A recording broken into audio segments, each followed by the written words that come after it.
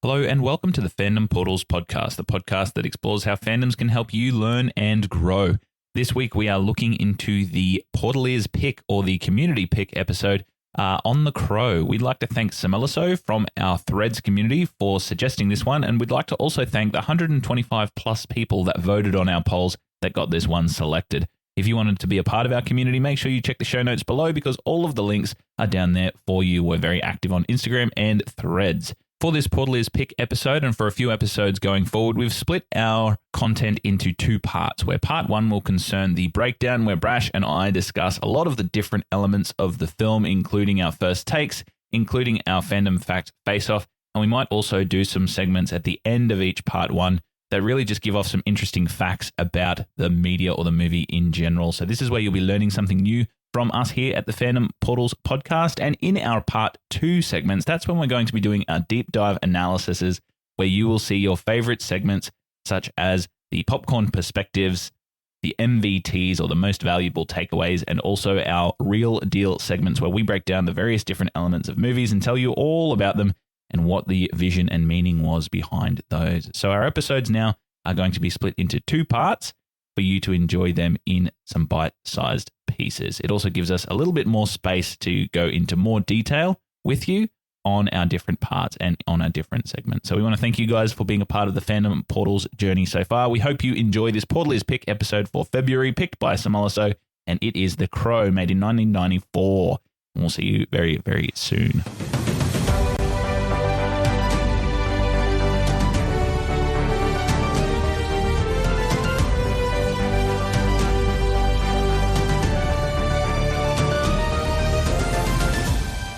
I'm Aaron, and I'm joined here by Brash as usual. How are you going, Brash? And yourself? Yeah, pretty good. And today we're here to talk about The Crow, made in 1994, directed by Alex Proyas, starring the late, great Brandon Lee, Michael Wincott, and Rochelle Davis. It was written by James O'Barr as well. Before we jump into that, we are going to get into our gratitudes and growths segment, where we share a personal gratitude for the week on an area we feel like we require growth in or that we're grateful for. I might start off today. I am grateful for limes. And you might ask, why, Brash? I'm grateful for limes because my daughter returned from the farm today and she was clutching onto nothing other than a lime and she wouldn't let it go. She was absolutely enamored by this green fruit, and she's only 1.5, so she can't say L's properly. So she calls it an I'm, and it was just the sweetest thing that she just held onto all day. Like she had a bath with it. She went to bed and read a book with it. It was just, and it was just beautiful to see. So it's amazing the things that kids latch onto. And today it was a lime. So I'm grateful for limes. What about you, Brash? I am grateful for mine and my dog's patience, as not all the dogs, but sometimes when we go to dog park, there are other dogs there that really need a little bit more training to be a bit more socialized around our dogs. Poor Ace, our little co-host, got battered and beaten a little bit. But he soldiered through it and he was all right. And we ended up okay. But yes, I'm grateful for our patience. I know he did nip back a little bit and have a bit of a bark back, which actually is really good. I'm really pleased he actually did that, because usually he just lays down and just takes it. And I'm like, no, man, you have to fight back a little bit. Like, let him know that you don't like what's going on. Like a bit of a yap, a bit of a nip at him and just try and get him to back off. Because he did that and he did. And then but the other dog was just a bit too persistent and kept bothering him constantly. So eventually he was just laying down and just trying to play dead, and hopefully he loses interest. But yeah. Well, I am obviously also pretty attached to Ace. So he's just so sweet, isn't he? Like Ace's temperament is just so sweet. He wouldn't hurt any sort of fly. Well, that's something that Ace definitely doesn't have in common with the protagonist of our movie, because Eric Draven absolutely would hurt a fly. Today we are indeed talking about the movie called The Crow. We are going to jump into our first takes segment now. All right, so in our first take segment, we discuss how we first connected and encountered the media, what our initial impressions were of the movie, and we also talk about what our feelings were after watching it. In this time, we'll also flick to our social medias, where we will read out some of your takes on the movie. We always put a social post up, so if you're wanting to join in on that every single week, you might hear yourselves getting shouted out on our podcast on this first takes segment. So yes, indeed, we are talking about The Crow, made in 1994. On the night before his wedding, a musician called Eric Draven and his fiancée Shelley are brutally murdered by members of a violent gang. On the anniversary of their death, Eric rises from the grave and assumes the mantle of the Crow, a supernatural avenger.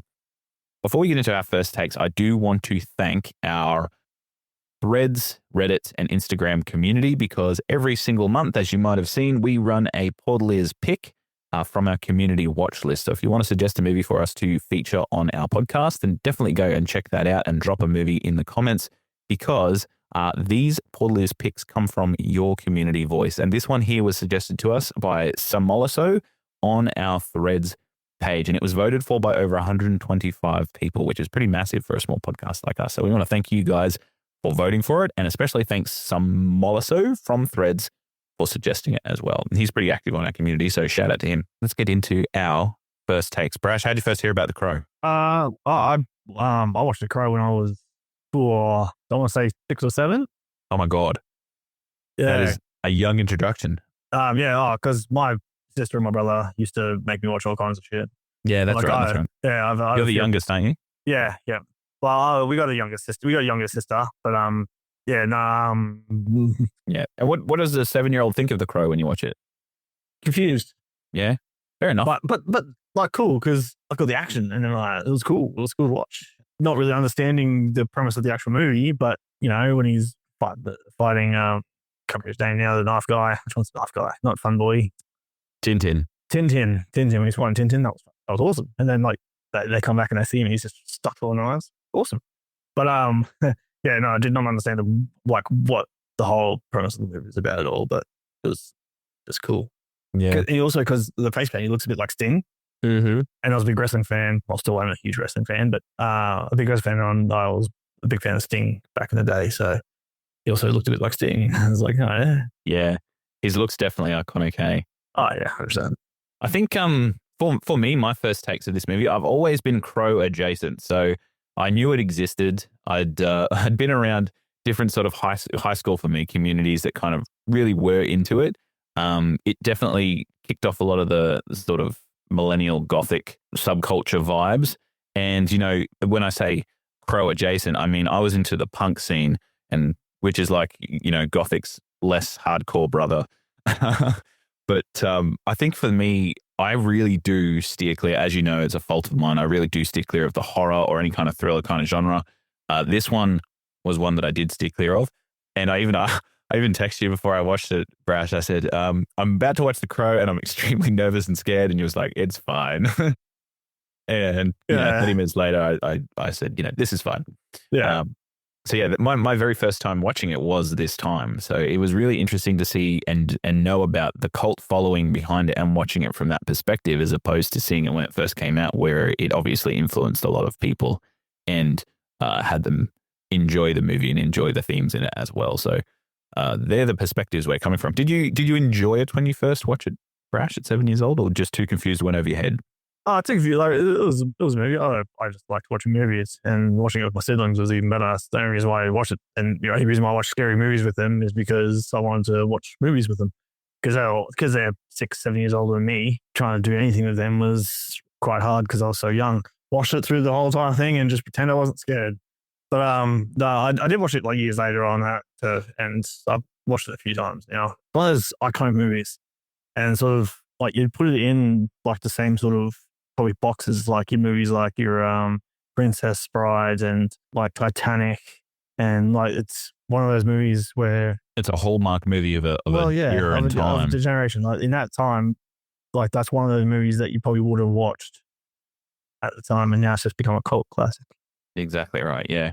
So yeah, for me watching it this time, I actually enjoyed it more than I thought I would. So that's surprising for me, and it's opened the door for a lot of movies like that, I guess you could say, because now it's almost like the gateway drug for me. The thriller and horror and all those kinds of vengeance-filled action movies that I should have watched earlier. It made me want to watch Spawn again. Well, that's another one that missed me as well, because I think I struggled to get my parents to let me rent X-Men, the movie, when it came out in 2001, and I was 11, so these were well off the charts for me. So I'm catching up now, though, which is great. All right, so with that in mind, we are going to jump into our Fandom Fact Face-Off.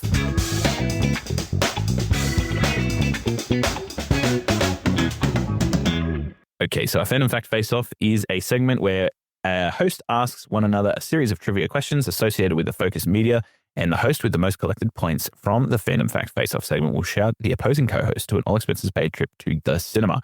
Brash, currently the scores are 5-4, and because we don't play this while we have guests, this is actually the final segment for February. So we're going to find out our winner after today. So I'm going to go first, if that's all right with you. Yep, that's fine. Okay.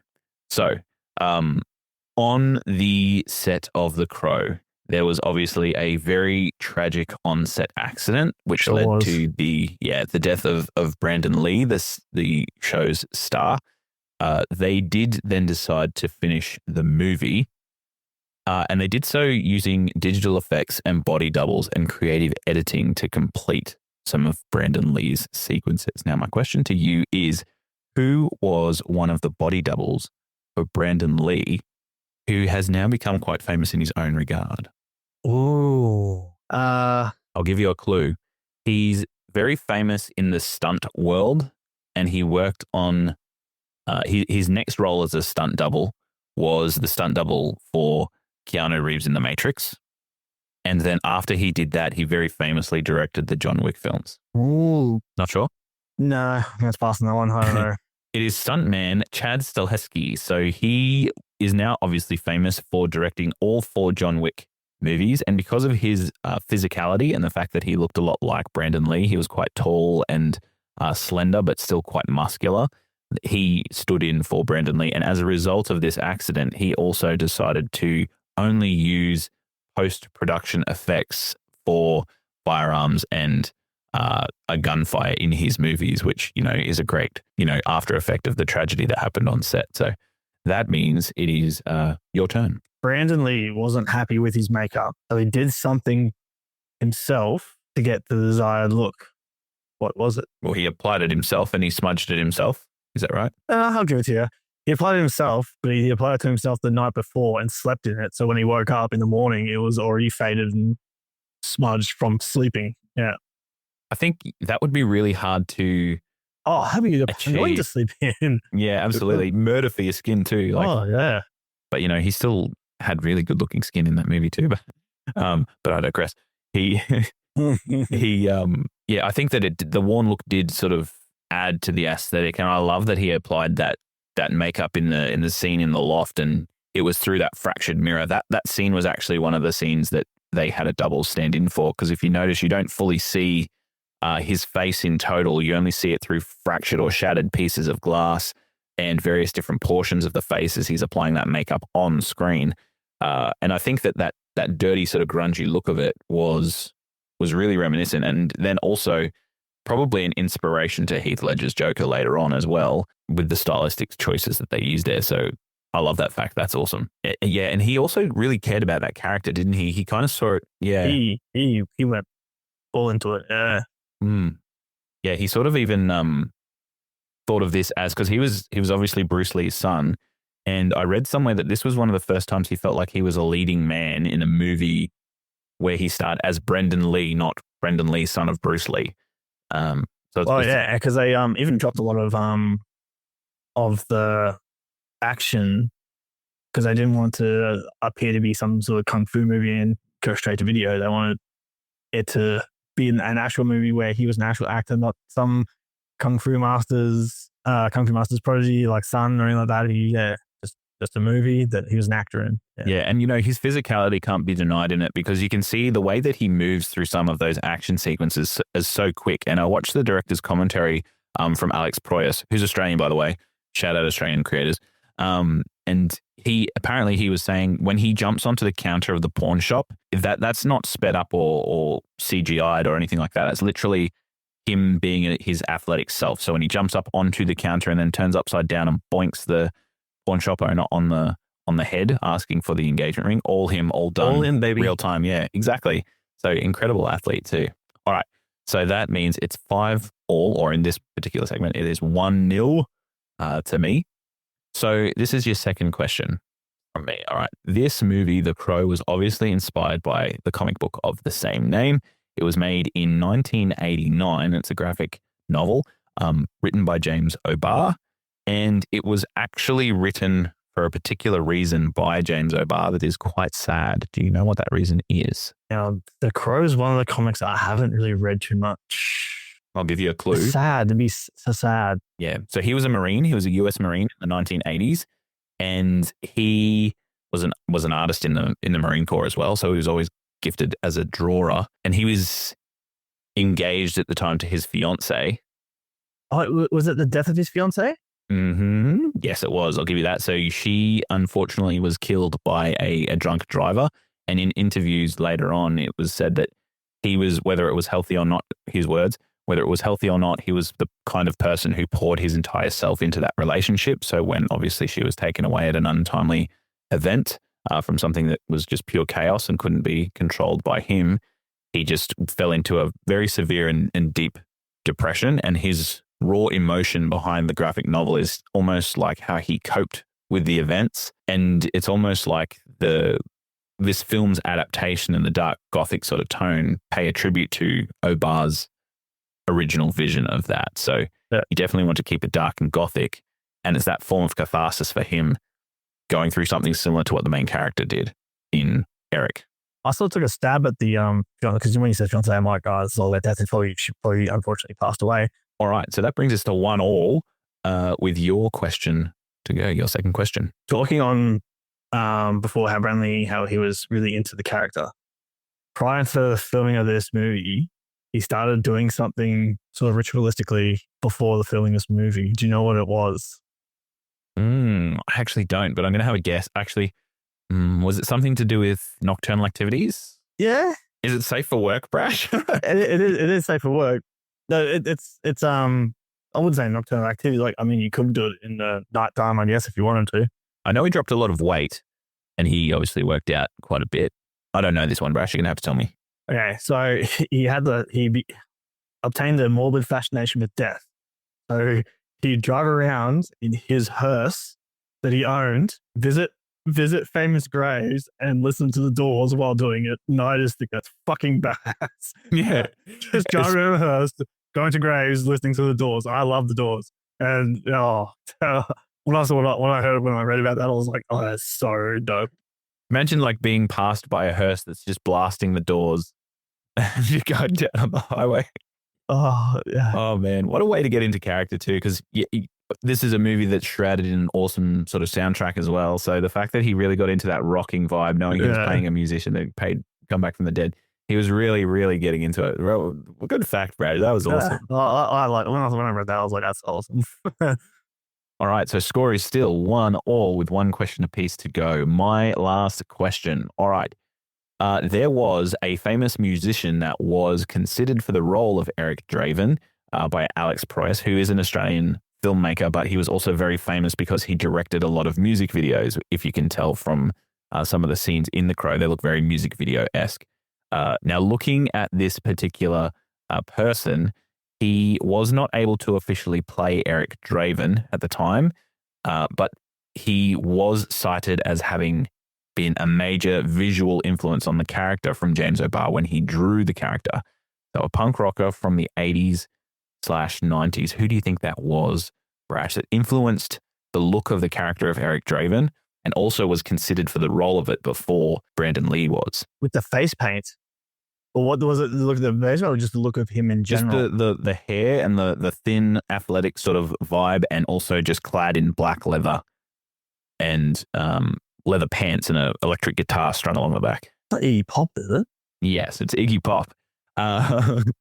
It's Iggy Pop. And he wasn't in this movie, but he talked to Alex Proyas and he actually secured a spot in the sequel, The Crow City of Angels, where he played the villain in that movie. So he did make his appearance. I do not believe that Crow the City of Angels did as well or is as well liked as this one. Hip hop, nah. Very nice. All right, so that is 2-1 your way so far. Last question for me. The best I can hope for is a draw now, because our total scores right now is 6. Well, you're on 7 and I'm on 6. So it'll either be me shouting you again or it'll be a draw. What's your last question?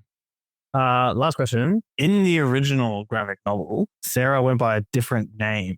What was it? I'll give you a hint. Both starts with S. The girlfriend was Shelley. I know that there was a character in the graphic novel called skull cowboy who didn't make it. It's the other name, the name that Sarah's name in the comics, it's very similar. Both it starts with S as well. I'm going to go. Oh, okay. No, you go. You're going to give me a clue. I'm going to give you a clue. I'll lock it in. Is it Sadie, Sasha, fucking Becky? Sherry. Sherry. Sherry and Shelley. Yeah. Well, that would have been a bit confusing, wouldn't it? Yeah. Yeah. Yeah. So they changed it to Sarah. There you go. For the movie, but her name in the original was Sherry. Sherry. Very nice. I think that means for the second consecutive month, Brash, you win our Fandom Fact Face-Off. So cue the applause here. Before we move on, I did forget to read some of our Reddit notifications in our First Take segment and some of our Threads ones as well. So just before we move on to our newer segment, The Set Secrets, our community had some very strong feelings about The Crow as well, and we've kind of really sort of tapped on them. The most prominent comment that we got when we put the post up, and the post said, what was some memorable moments from The Crow, or what do you like about this film, The Crow? CTAP from Reddit said, it can't rain all the time, obviously being one of the quotes from the movie that has gone hella viral, you might say. We have J Hill 74 that says it's peak 90s, especially the soundtrack. We have the Chad Williams 97 that says love the grittiness of the film, also an awesome soundtrack. And I was saying to Brash earlier before we started, probably about 85% of the comments that we have gotten have commented on how great the soundtrack is and the music from the movie. So it definitely defined a generation in that regard. On our Threads community, we had a lot of activity as well from you guys, which was always very welcome. We had The Gron that says, saw it in the cinema when it was released, loved it, and Brandon was amazing. We have T. Horton that says, The Crow is a masterpiece. I must have watched it 50 times over the past 30 years, and I absolutely love it. We have Samolaso, who is the person who recommended this movie to us and had it voted by our community. He said that, Burn is the best song written from the soundtrack. It's amazing. It was one of the best comic book movies for years until X-Men 2 came out, and they did a really great job stitching the movie together, considering 60% of it was done with him and the 40% of it was done without him. So it's a pretty spectacular movie. X-Men 2, bold statement. Well, I kind of liked X-Men 2. I think I liked it because that's the first time you really saw Kitty Pryde. Yeah, and I reckon it's still probably one of the best comic book openings for a movie. Oh, yeah. That's the White House scene with Nightcrawler, which cost them so much of the budget. We'll have to do an episode on it. But Nightcrawler, yeah. He's my favorite. He's been my favorite Nightcrawler so far in any of the iteration of movies. Yeah. But we digress. We've got our last one from our threads. It's Damien Baumgart who says, I was 15 when the movie came out and I hired it as a new release from Video Easier. I think I was the exact demographic for it. I watched it 3 times in the 24 hours I had it, bought an ex-rental copy as soon as I could, bought it on DVD after the VHS copy shat itself. And my wife even bought me the steel case copy a few years back. Nice. The soundtrack is one of the best mixes of alt rock, indie, metal, and industrial fusion of all time. Damien Baumgart, thank you so much for commenting. That is a definite fan right there. So there is a cult following. There is definitely a big following for the movie.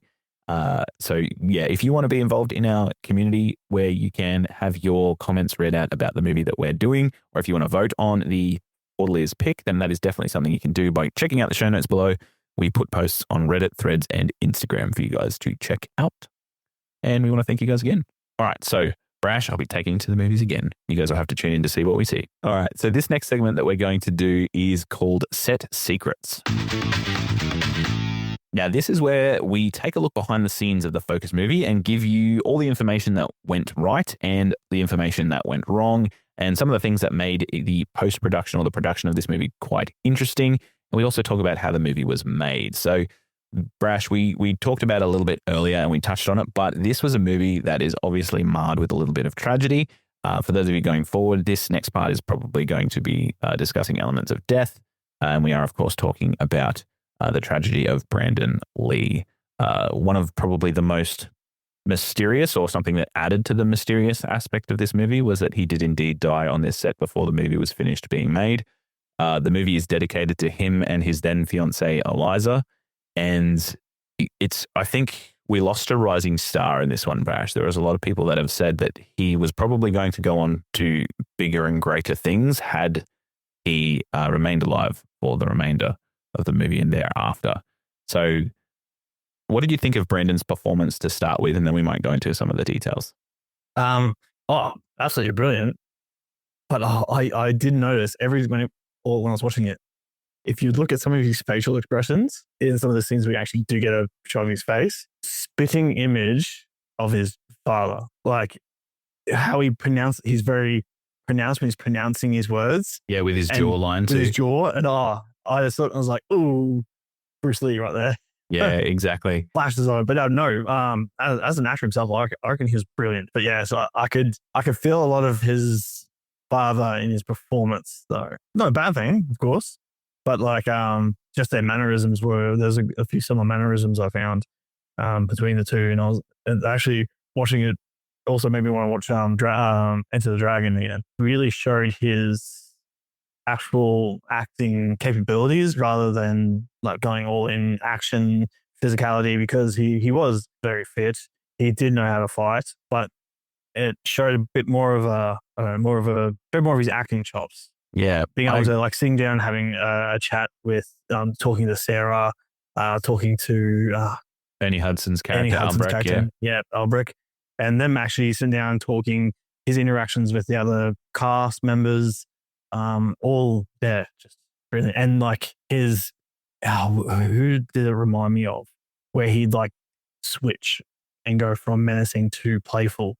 Not so much like even in the shop with the pawn shop, but even with Tintin, how he sort of they're fighting and then he's sort of like playing with him a little bit before he finishes things off, but brings in that playfulness. And you'll bring this up later with your comparison, but who's I will think of it later on, I bet you. But I can't think of, there's a movie I watched. Was it even Spider-Man? Is it? Because I don't think we were talking about Spider-Man earlier. The Andrew Garfield scene when he's tracked down Uncle Ben's killer.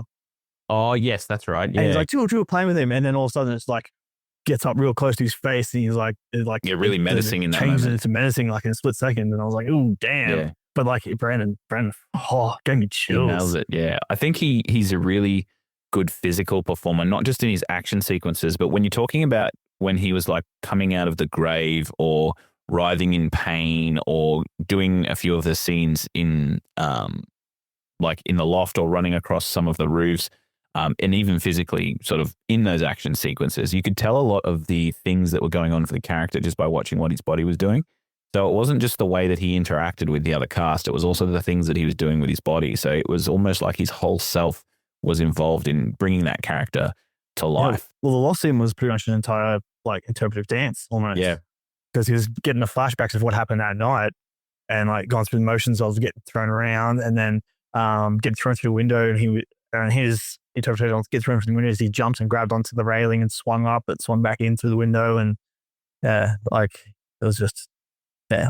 It was just peak cinema. It was great. It was. Yeah.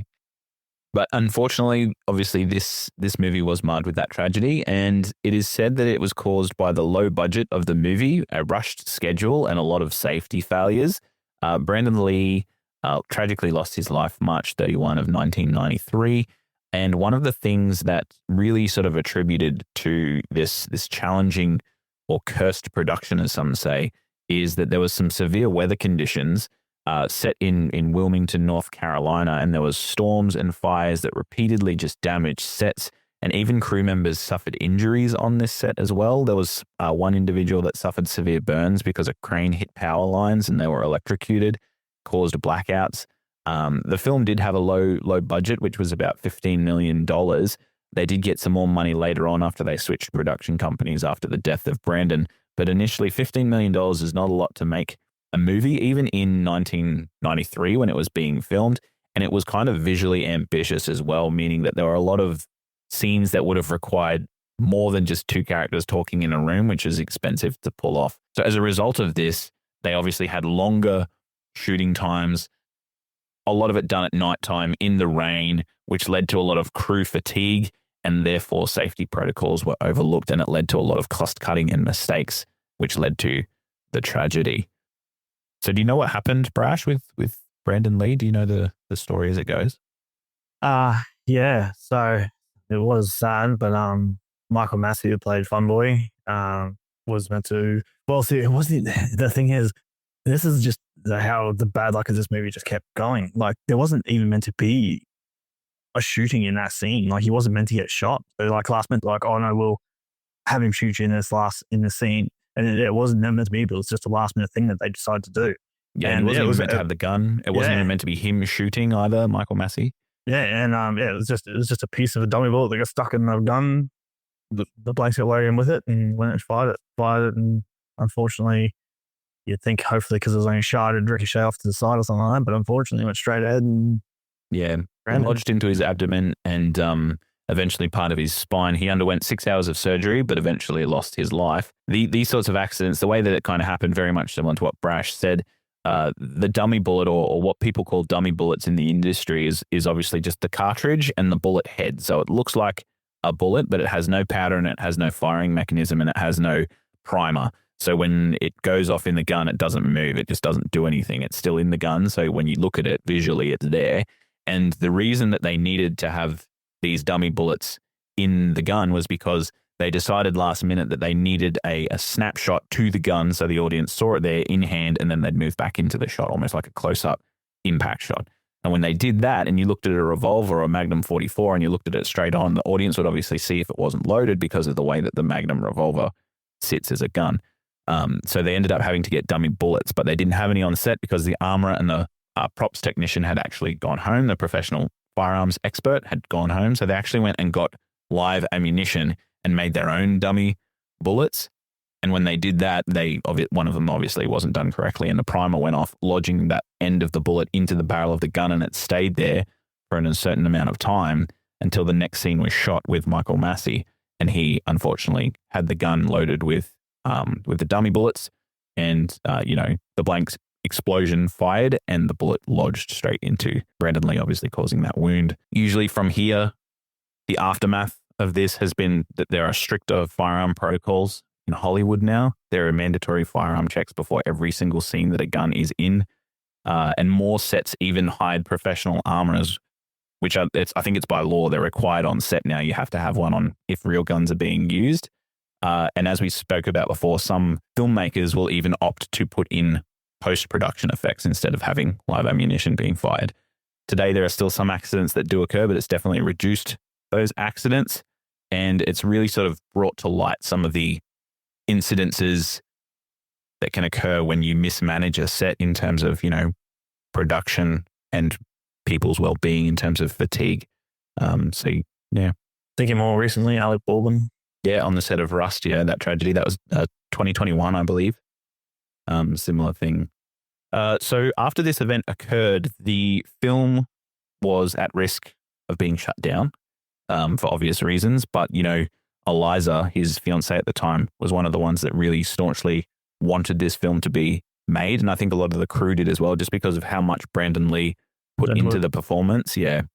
And it almost, they urged it forward as a legacy to him to finish it. They did so with body doubles and using previously repurposed footage. So if you notice the scene where, if the scene where T-Bird dies when he's put into the car and he's taped into the seat, you do not see Brandon Lee's face in that scene at all. All you see is the hands doing the action. The only time you see his face is of an extreme close-up, which was cut from another scene.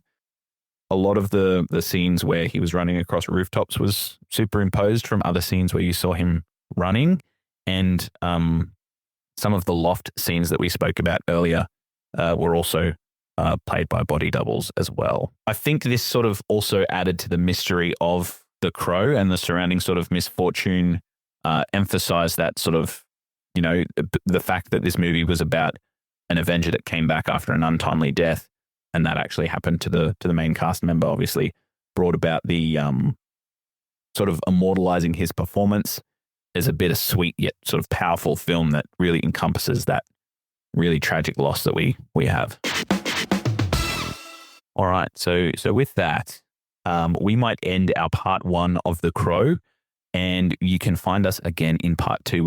So make sure you tune into that, where we will look at our various different popcorn perspectives. We'll do our MVTs, and we'll also do our real deal segment. We'll get a really in-depth analysis of The Crow of the movie. So these part ones is where we really sort of dive deep and talk about some of the aspects of the film that's really interesting. Some back and forth with Brash and I about, how we really interpreted the film and how others in our community did so as well. And then the second part is where we really dive into the analysis and talk about the things we can learn and grow from as part of the film as well. So again, I want to thank Samiliso for suggesting this movie for us and all those people from the Portaleers Picks that voted on Threads and Instagram. Remember, if you would like to add to our community and you would like to have your comments read out on the podcast, you can do so by joining onto our Instagram Threads or Reddit. And if you had a more longer form question, you can find us on our email, which is fandomportals@gmail.com. So thank you very much, guys. That is the first part of our Crow February Portaleers Pick done, and we'll see you for part 2.